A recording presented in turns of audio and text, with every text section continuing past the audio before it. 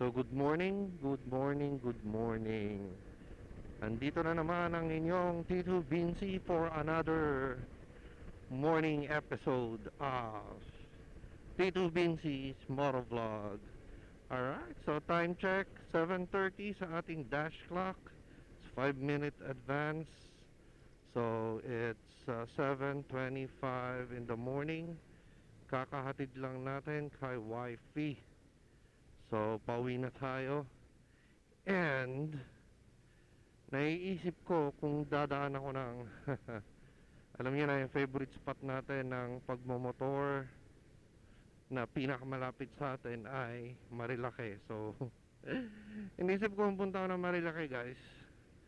uh, Tuesday morning punta ba tayo? Silip tayo Marilake. Wag na siguro muna. Anyway, pag-usapan natin kung ano ba ang topic natin this morning, guys. So, ang naisip kong topic is bakit nga ba ADV 160 ang napili nating motor? Ang daming mas magagandang motor dyan, pero bakit ADV 160 ang napili nating motor? Okay, so start na tayo. Okay, so pag pumipili ako ng gamit ko, guys, una kong tinitignan, number one is the brand. Okay, brand muna lagi. So pag sa motor,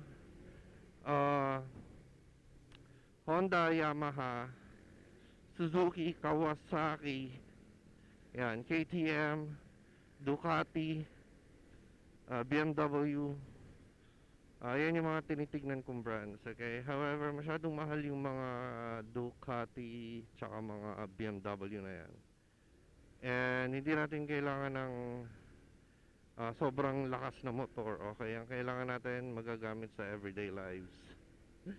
Kaya ADV 160 ang napili nating motor. That's number one reason why. Number two is forma. Alright, gusto ko yung ADV 160, maporma siya, pogi siya, and maraming style options pwede sa kanya. Kung gusto mo ng medyo street concept, pwede rin siyang street concept. Marami akong nakikita naka-ADV na naka-street concept. Okay, so flexibility, yes, flexible si ADV 160. Okay, sa akin ang gusto ko kasi talaga more on adventure adventure ready, touring, adventure, ganyan. Kaya ang setup ng ating ADV ay naka-align towards touring and adventure. Okay, so those are the first two. Okay, number three, well, tapos na tayo sa brands, no? Sa Honda, kasi Honda siya eh. So one of my preferred brands. Tapos number three is yung availability ng parts. So since Honda siya, okay, and maraming naka-Honda sa market, marami rin naman naka-Yamaha, di ba? Pero maraming naka-Honda sa market. So availability ng accessories, spare parts, upgrades, madaling hanapin.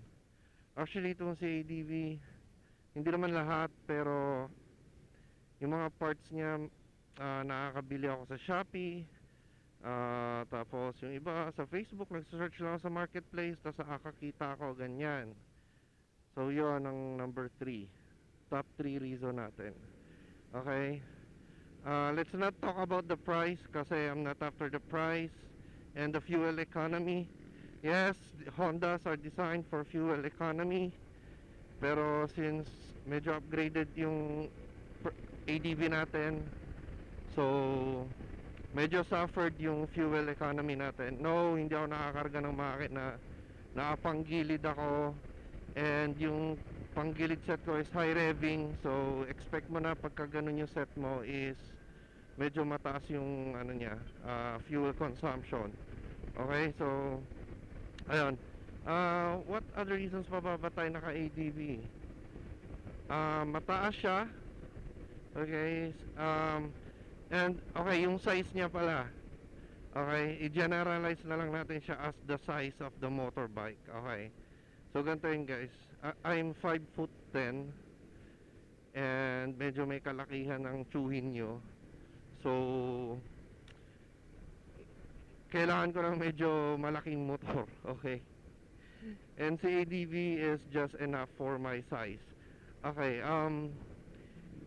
yung kuya ni Wifey, si Kuya Gian, meron siyang Honda Click, which is a small Honda bike or scooter ng Honda. And I tried using it sa office, tapos mga daily errands. And gusto ko siya actually. Now, the only problem I have with the Click is sobrang liit niya. Yung legroom niya sa akin is super small. As in, maliit na maliit yung legroom. Okay. So, kaya hindi ko siya nagustuhan, okay? Apart from the size, basically yun na yung top 3, okay? Basically yun na yung top 3 reasons for choosing the ADV 160 over other brands. And actually, kung hindi ako naka-ADV ngayon, ang bike ko is either an NMAX or MT-15. Yung MT-15, gusto ko siya in the sense kasi na ano siya, matangkad siya, heighty, tas medyo malapad din yung gulong. Tapos, ang di ko lang kasi nagustuhan sa MT-15 is the shifter. Okay? Mahilig din tayo sa sapatos guys. Marami akong sapatos. I have 17 pairs of shoes. And galing ako sa manual na motor before. And I don't want to destroy any of my shoes para lang makapagmotor tayo. Okay? So kaya hindi ko pinush yung MT-15. Tsaka yung isa pa yung Dominar 400. Okay? So, kaya tayo nag-automatic, which is ito kasi ADV. So, guys, yun lang naman ang gusto kong i-discuss sa inyo today. Dadaan tayo sa gasoline station dito, sa Shell, kasi kailangan kong kargahan ng hangin yung ating tires. For some reasons, parang malambot na siya. So, dadaan lang tayo dito, yung Shell na yan. Tapos, papakarga lang tayo ng hangin. Siguro dito na natin putulin yung vlog natin today guys. And like what I always say, ride safe sa lahat ng riders dyan. And ride safe.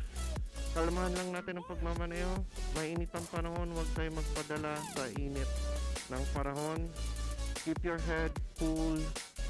And then, yan, shoutout din sa mga followers natin. Kung bago ka pa sa ating channel, please like, share, and subscribe sa channel natin guys para dumami naman tayo, umangat tayo guys.